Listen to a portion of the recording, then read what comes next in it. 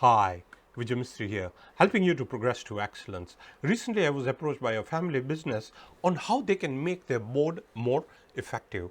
And here are some insights I shared with them. First is having the four core pillars in place. Make sure that you have your purpose well articulated. Secondly, make sure that you have your vision in place, which is clear and succinct. Third, make sure you have your values in place.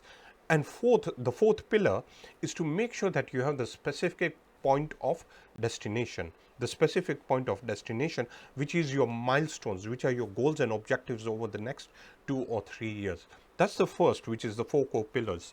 Secondly, ensuring that you have the board diversification in place. Having the right resource mix is critical at this particular point in time. Third, make sure that you have a board coach or a board advisor who can help you to ensure that you are steering in the right direction. Another key element which is very important is to make sure that you have your policies and your procedures in place very well articulated. The guidelines should be there.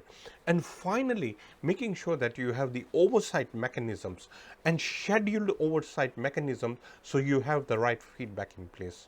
This is Vijay Mistry. I'll see you in the next video.